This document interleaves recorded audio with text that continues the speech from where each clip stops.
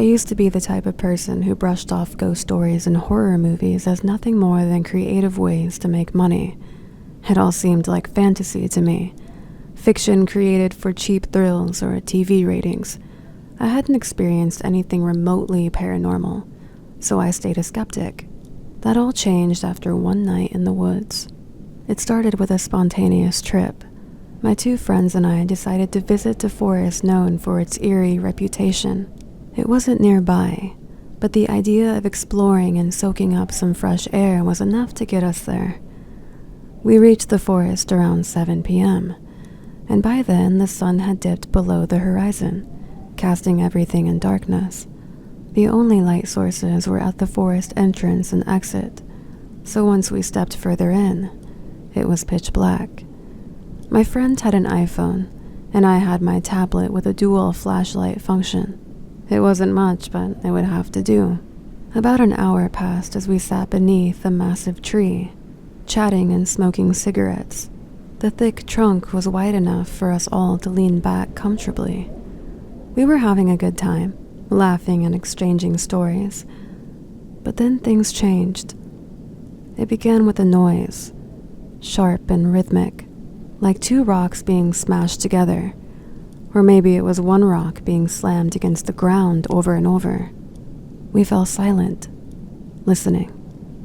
I tried to lighten the mood, suggesting it was probably an animal scrambling up a tree, making weak branches snap and fall. But the sound continued for 3, maybe 4 minutes, without stopping. That's when our unease crept in. Eventually the noise stopped, and we sat there, still tense but trying to convince ourselves it had to be an animal. 5 minutes passed in complete silence. We started talking again, shifting the conversation to how cold and windy it was. Then without warning, a small rock struck my friend on the head. We all jumped, startled and bewildered. How could a rock just fall from a tree? Before we had time to process anything, a good-sized branch then dropped onto my lap, nearly knocking me backward. My heart was pounding at this point, and seconds later my friend swore he felt water dripping onto his neck from above. It hadn't rained in almost 2 months, so where was this water coming from? We were on edge now. That and then the same rock smashing sound started again, only this time it was louder, and it felt like it was getting closer. Now panic set in.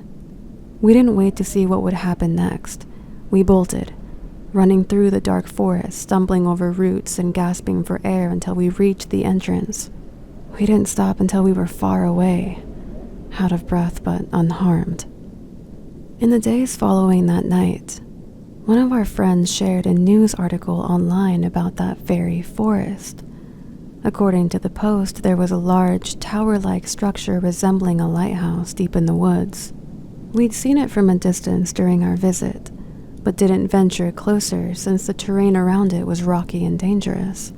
The post claimed a boy had passed by the tower and stumbled upon something horrific: the body of a missing person. The authorities searched the area thoroughly, but found no other clues. That story sent a chill throughout me. We had recently been in those woods, and it shocks me how such things happen in isolated places. Who was the poor victim? Theories about drug addicts in the forest or dangerous animals ran through my mind, but none of that felt right. I couldn't shake the feeling that what we'd heard and experienced that night was somehow connected to this grim discovery. It might be a long shot, but was it possible that whatever we encountered was the residual event of whatever took place? Could it have been the spirit of that person, restless and lingering near the place where their life had ended? I didn't have answers, only questions that kept me up at night. We never went back to that forest, and as far as I know, neither did anyone else.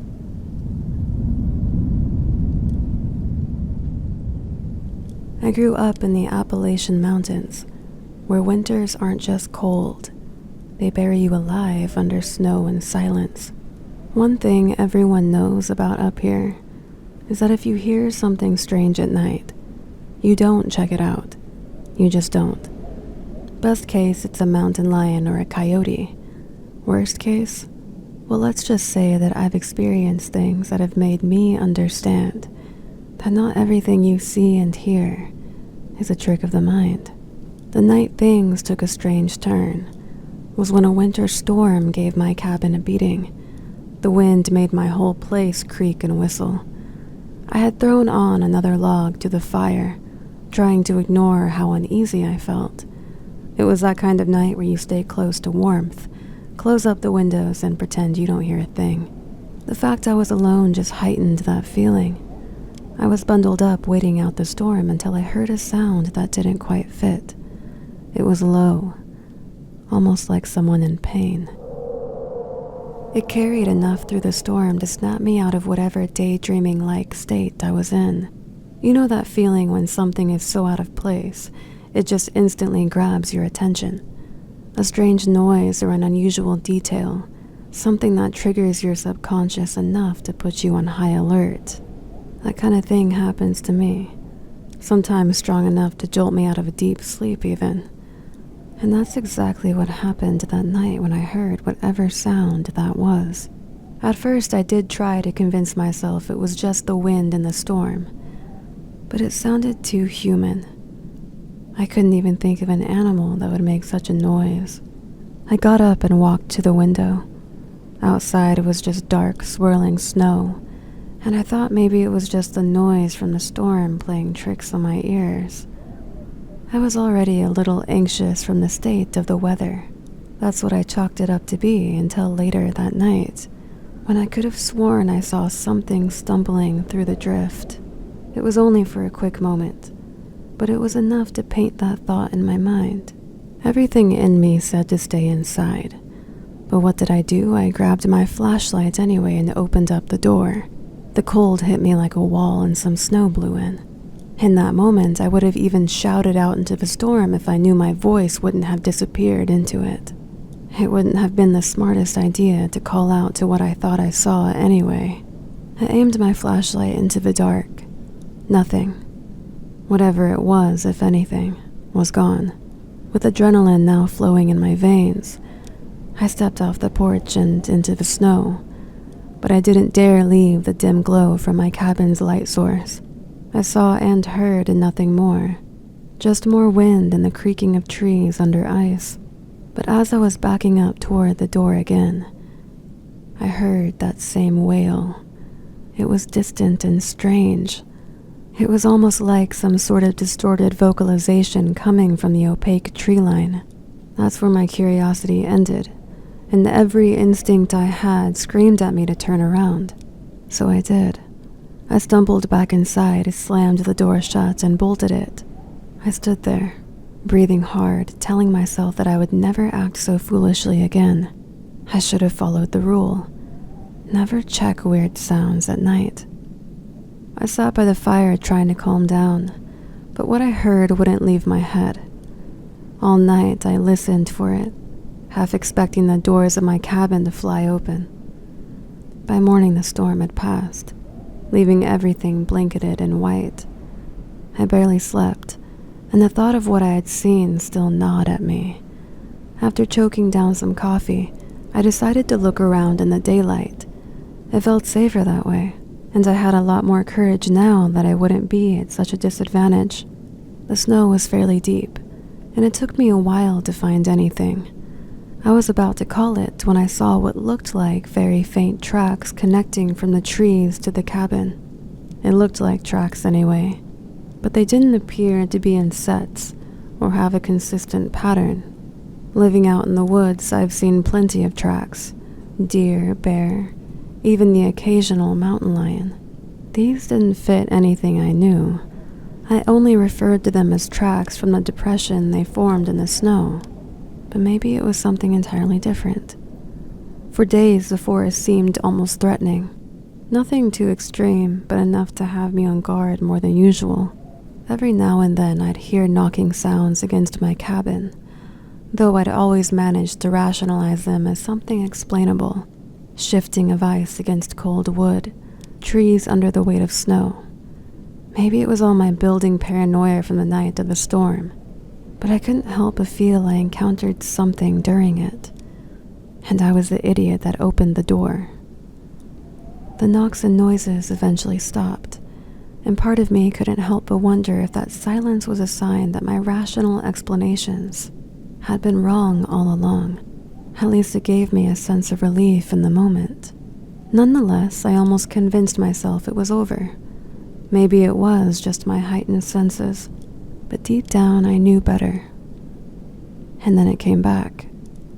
It was a bright night under the moon, clear but freezing.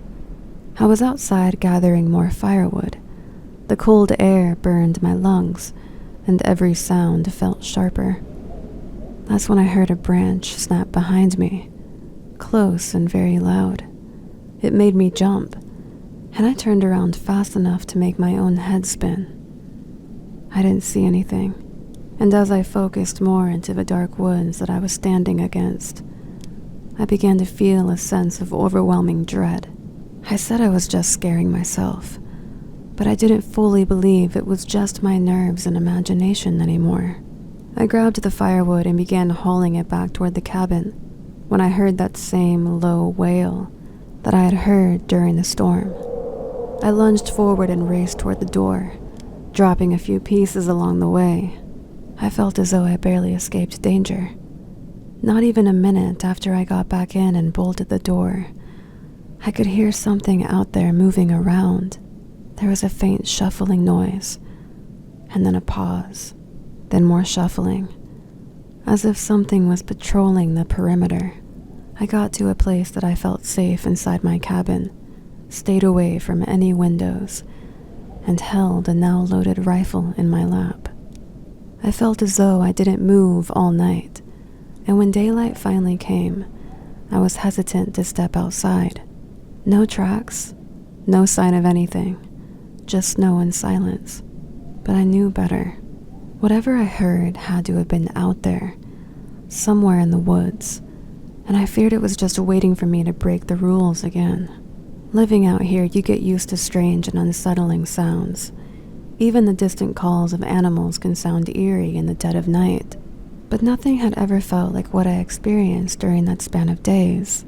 It was a reminder that no matter how familiar the woods may seem, there's always something just beyond our understanding. That situation to me was unique, like something I had never encountered before. And while it hasn't happened for a good while, something tells me it won't be the last time I'm blindsided by a true mystery. Outside of all the folklore and legends, there are things in this world that we can't explain. People say curiosity kills, and I get it now.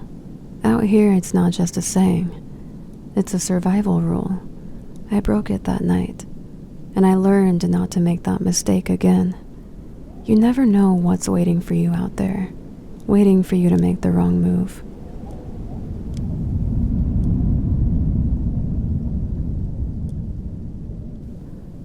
I work as a project coordinator for a large tech firm, one that demands my full attention and often leaves me feeling mentally drained with little time for anything else.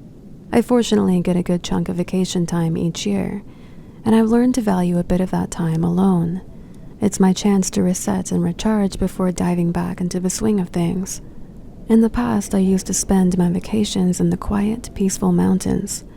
I'd rent a secluded cabin far from the noisy city life, and just spend my time reading, hiking, and enjoying the solitude. It was the perfect escape. I didn't necessarily want to be around anyone, and I reveled in the silence. After about a week, I'd always head back to work feeling refreshed, ready to take on whatever came my way. But something happened that completely changed my outlook on those vacations, to the point I no longer go out there. And I'll tell you why. A couple years ago, I was exhausted. I was stressed, burnt out, and in desperate need of a break. So I booked my cabin retreat, hoping for that same peaceful getaway I had grown so accustomed to. I won't say exactly where it is, but trust me when I say it was far from any real civilization. There were no phone lines, no internet, not even a radio signal. The nearest town was over an hour and a half away down a winding mountain road. If anything went wrong, well, the only way to communicate with the outside world was to drive all the way into that town. It was as remote as it gets, perfect for someone who wanted to escape reality, and I figured it would be the most ideal place to recoup. The first couple of days went exactly as planned. I spent my time reading, sightseeing, and enjoying the fresh air. There were other cabins in the area, so it wasn't completely isolated, but they were far spread out and it was quiet. On the third day, I was sitting out on the porch, enjoying a drink when I heard rustling from the trees. I didn't think anything of it at first, but as the rustling grew louder, I turned my head and saw a man standing off in the distance near the tree line. It startled me, but he wasn't doing anything unusual. He was just standing there, looking in my direction. When he noticed I had seen him, he raised his hand and waved. I waved back and he walked away. At the time, I didn't see any harm, possibly just a hiker who strayed a bit from a trail. It felt alright to see another person after a few days of isolation. It didn't cross my mind again until later that day. I had been reading for a while when I heard the same rustling. This time I glanced up and saw the same man, standing in the same general spot, looking toward me. I didn't give him a friendly and inviting wave, but I did sort of give him a nod to acknowledge him, to let him know that I knew he was there. But this time he didn't give me any reply.